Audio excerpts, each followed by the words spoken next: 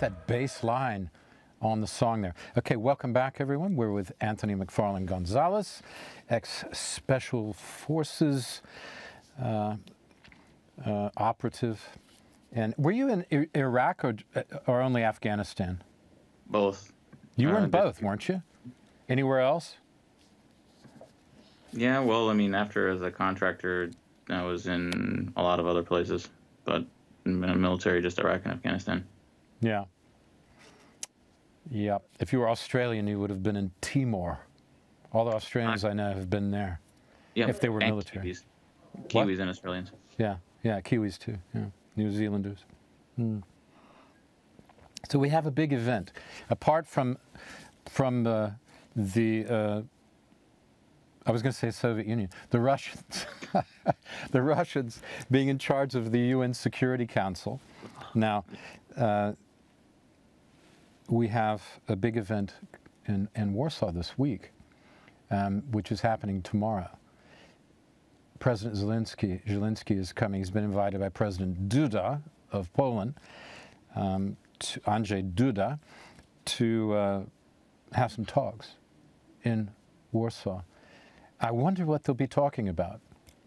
Oh, I can only imagine, and I hope that Poland continues to send them the military aid that they need. Yeah, this is a big I think that's the main thing that's going on right now, is how long is the military aid going to hold up for Ukraine?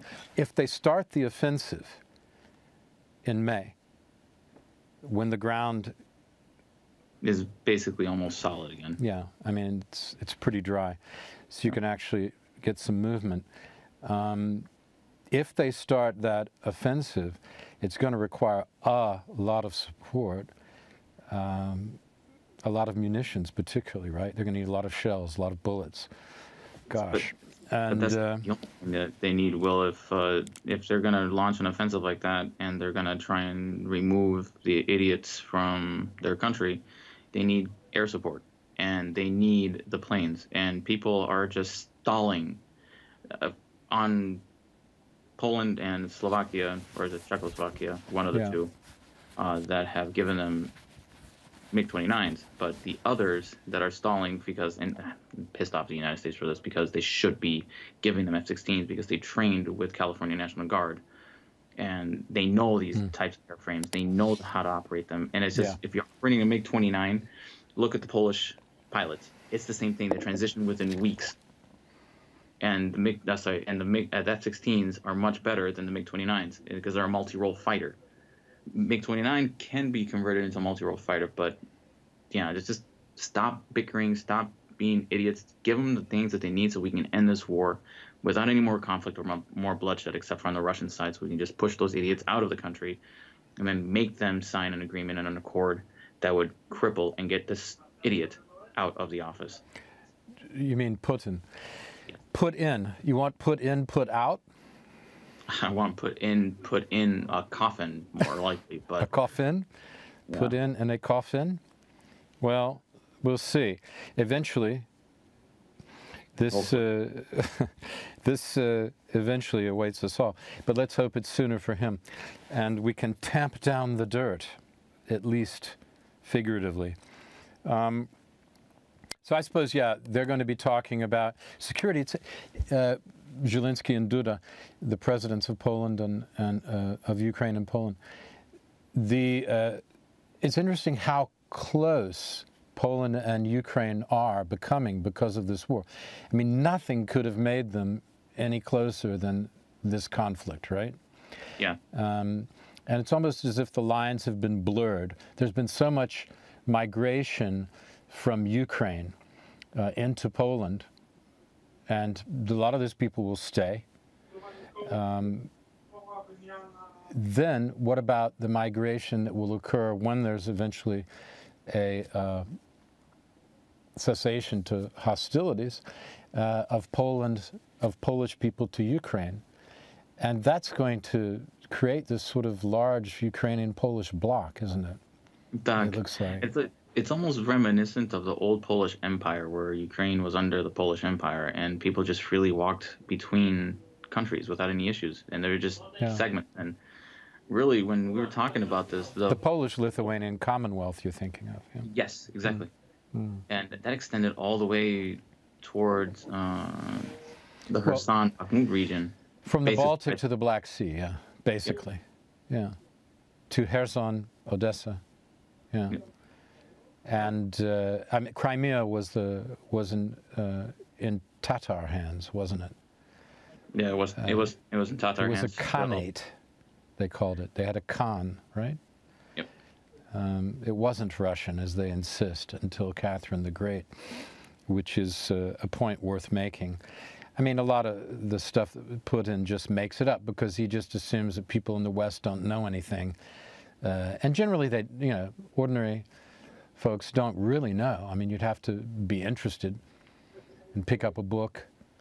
You know, there are plenty of other books to read about one's own country, so you can't really blame people not knowing that much about the Slavic countries, but or Central Eastern Europe. But it's fascinating stuff when you do get into it. I mean, there's a great introduction. Missioner's book about Poland is an easy introduction in a novelistic form on talking about Polish history, and including a lot about it follows several families through the Polish-Lithuanian Commonwealth, I believe up to partition into this area. I'm not sure how much further it goes. I just dipped into it. I don't remember it that well. But Norman Davies' history, God's Playground, is a great. I have to read that book. Yeah, really in 2 volumes. This is the Bible about understand. Adam Zamoyski wrote a good history too, and he several books about Polish history, and of course he's worth reading. He's a very distinguished writer about this part of the world. But you know, speaking of history, I was just thinking about the relationship between Russia and Ukraine since 1991. So, Anthony, what happened in 1991? Well, the Soviet Union started falling apart, and it started breaking up and causing mass chaos, you can say. But it happened to give Poland back its independence from every single bit of the torture that they received under the Soviet Union. Also, Ukraine. And the Germans. Yeah. And Don't forget the Germans. And the Germans. Eastern Germans, by the way, not the Western Germans. And I was talking about Nazis. Yeah. Yeah, you can almost say that they continued their same kind of habits, but under a different regime, which is totally asinine from what they fought in World War II for. You'd figure that we would learn for 60 years, really. But the Ukrainians were an interesting one because they also started a little bit later, but it was more of an underground movement because they still were under the influence of the Soviet Union, but now Russia at that point. And that really didn't change up until in the late 2010s. So the late 2000s, early 2010s. And I say that because it really started with Zelenskiy. This man has literally changed his country and turned it on its head, and in a better way. So, but he's only been on the scene since what year? 2015. So end of 2014, 2015. Yeah. Is when he came into prominence, but he's only been president for a short time, right? Doc, he's only been in presidency for, gosh, less than 3-4 years. Yeah. Yeah, and he's honestly, it's a godsend because it's for Ukraine. It's what they needed, and the people were sick and tired of being under Russian control. And no matter what this idiot. Who would want to be under Russian control? Who's happy under Russian control? Even the Russians aren't happy under Russian control. That is absolutely true. You know, no, they're miserable. No, they have a miserable existence outside the major cities, mostly St. Petersburg and Moscow. Doc, and that's it. Everybody else just lives almost in absolute shambles. I mean, the lowest income families here have better living conditions than the Russian village people. Literally, the standard Russian village has worse living conditions than our lowest income people here in Poland. A lot of them don't have running water and things like that. Hell, they don't even have toilets that are in houses. They still live with We're going toilets. outside to the outhouse. Stuck.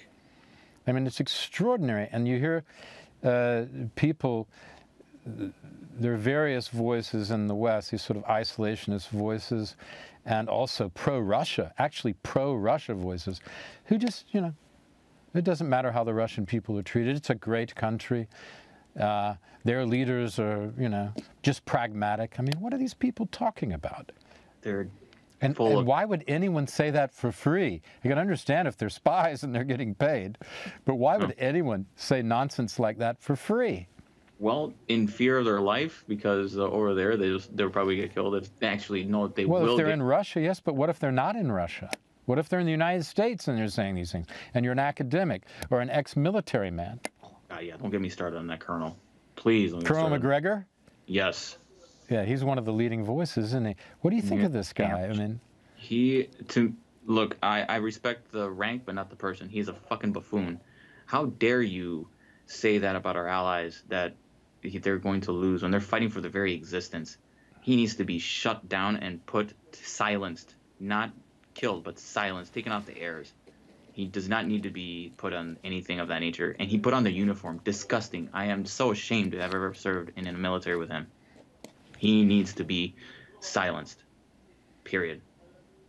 Well, but you have freedom of speech. This is the problem. He's allowed to say those things, but the problem is so many people are that's because easily influenced because they don't know. If you read comments after this wacko makes his, you know, seemingly very serious, and, you know, he's an incredibly pompous figure, yes. And he makes these pronouncements, and if you know anything about what it's like to live in this part of the world, and if you really know the history of this part of the world, what he's saying is nonsense. And it's obviously pro-Russian. He might as well be Steven Seagal, right? I'm also wondering, every time he speaks, have you ever even set foot, let alone in a safe country that is part of this side of the world, Poland? Have you ever been in Lithuania, Latvia, I Estonia? wonder if he has. I highly doubt it. I mean, has he even been to Ukraine once? Even set foot in the border of it?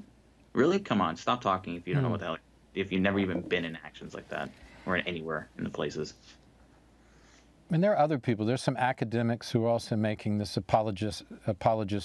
I think they're defending the books that they've been writing and their academic genre, because the more important Russia is, the more important their work is. And to all the defense, I mean, Russia is a big and vast. I've studied biology. And I love the environment that Russia brings, because it has a vast landscape. It has extremely biodiverse. It is rich in multiple things, but they don't really put money into the infrastructure because the Russians put a facade. It's the people. It's the society, not the country itself. It's the society that needs to change, and that's the issue that they face. They do not want to change their backgrounds. They do not want to change their way that they think. Their economic gains are based off lies and deceit. It's something that's going to have to take 4 to 5 generations to change. And that's one thing that people don't understand, is it takes generations for that type of mentality to change. Hell, Poland is still suffering from some of that stuff right now. Probably within the next 2 generations, hopefully that kind of mentality will be gone, if not in 1, I hope. You mean the Soviet mentality? Yeah. Yeah, which is basically a slave mentality. It's like, take care of me. I don't want to have responsibility. And it's a sort of brainwashing, isn't it? Mm-hmm. Doesn't that remind you of something that's happening in the United States right now? Brainwashing? The woke. It's happening with the judicial system. It's happening with. It's happened with the media. With the great newspapers are no longer great because they don't. They're afraid to actually speak out and say the truth. Well, they don't defend free speech, which is the reason for them being there. You know, you have the fourth estate, as the French call it, and this was responsible after the judicial, the legislative, and the executive branches for, which is the media, the newspapers in the old days, and now all the media, is responsible for holding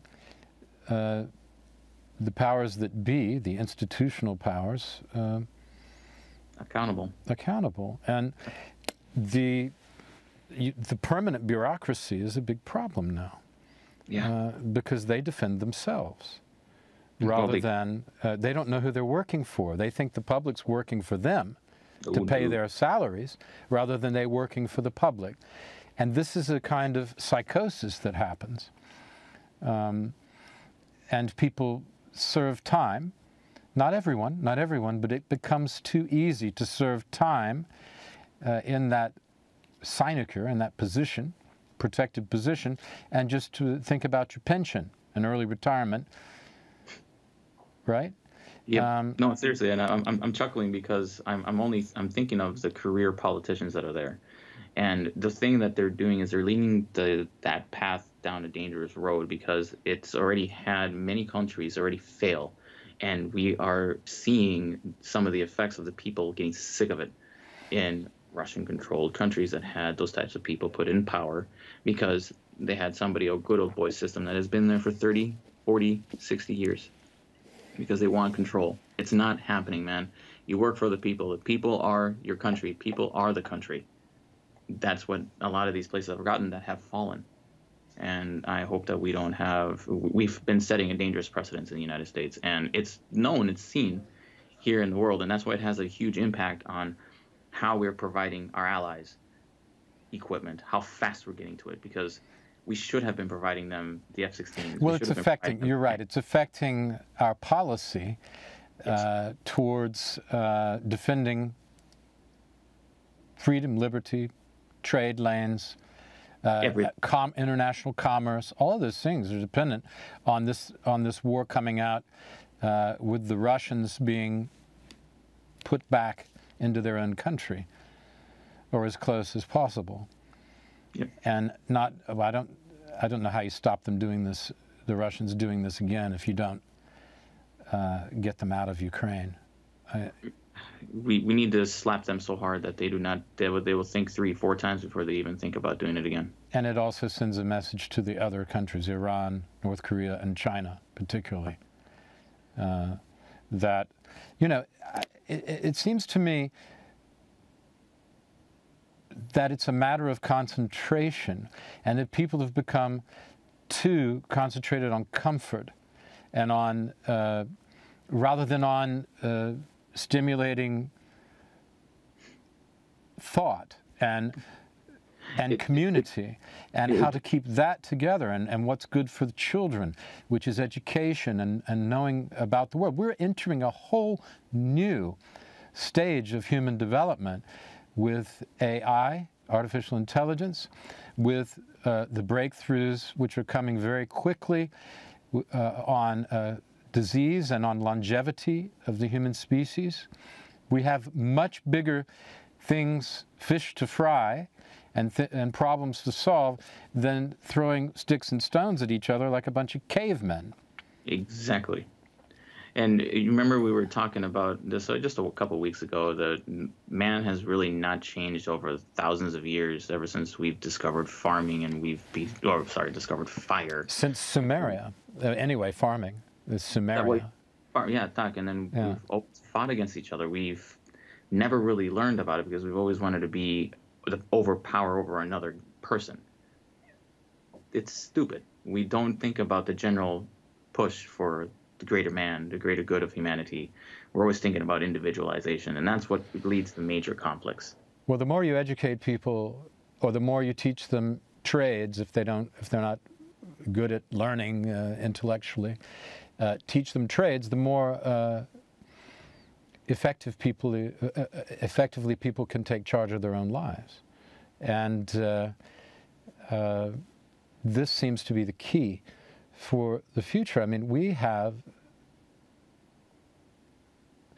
it's a watershed moment. The rest of this decade seems to be pointing in the direction in every way towards a massive leap. And we have to overcome the political propaganda that is, and go back to the ideas which originally inspired in Poland, in France, although I think we have too much Jacobins, so certainly the pre-French Revolutionary ideas of Voltaire, Montaigne, which were inspirational, John Locke, the Englishman, which were inspirational to Thomas Jefferson and the American founders. No. The Jacobins are more closely associated, I would suppose, with the Bolsheviks even, a small coterie of people who want to overthrow everything instead of building on institutions and on history, which is what happened with those philosophers I mentioned in France and Britain, and then the practical philosophers like Benjamin Franklin and Thomas Jefferson, James Madison, of the American, the birth of the United States. We have to get back to those ideas, and they're Thomas Paine, perhaps the greatest philosopher in plain terms of all of them of the 18th century. Common Sense, he wrote. Modern times, actually, of modern times. Yes. There hasn't been another philosopher like him since. The Rights of Man and Common Sense, the books that he wrote, which were pamphlets that were the bestsellers. They were political bestsellers in the 18th century. Everybody read them. They carried copies of them. Farmers, tradesmen, not to mention politicians, militiamen, Yes. men and women carried these and read them and considered them, along with a copy of the Bible, the most important books in the time. And that is how you transform a society. Where is that kind of adherence today to principle? I mean, the me culture is pretty much the opposite of community, isn't it? No, yeah, it seems to be. Realization. That's all it really has. It's fun to admire oneself in your hand mirror for a little while, but it gets boring, you would think. To do it every day? I don't know. To make it a religion? Well, ask the Kardashians. They're much it's rather lonely, isn't it? I bet they're very lonely people, the Kardashians, now that you mention it. They've got to be. I have no clue. I'm never like that. I haven't been like that. That's why I was in the military, because I'm not like that. No, I mean, that's the ultimate kind of service. You put your life on the line in the military. You did. I'm talking about you particularly, not just you, but everyone who does that. Or, war reporters, people like that, photographers. There's some of my biggest heroes are the conflict photographers. Yeah, Patrick is over there right now in Ukraine. Patrick and other photographers I know and I've met in war zones. They're amazing people. And boy, you write your words, but they seem to capture things in a snapshot. Doc, picture's always worth 1,000 words, if not more. Yeah, they capture in a snapshot what's going on. Yeah, I'm a big fan. That's one of the main things that I'm putting on my page on Facebook is the different photographers that I have the pleasure to meet and are now and who translate our ordinary experience, whether it's in conflict or every day, into moving tableaus, I suppose you could say, if I may. Yeah, we got to finish. Oh, I would throw my pen at you. I'll catch it. I missed you. No, I missed you. I missed. Okay, we got to go. I want to wish everybody a happy Easter from There's Will, from myself, and from Anthony McFarland Gonzalez. Thank you very, very much for watching the show, and have a blessed holiday and a great weekend. See you next time.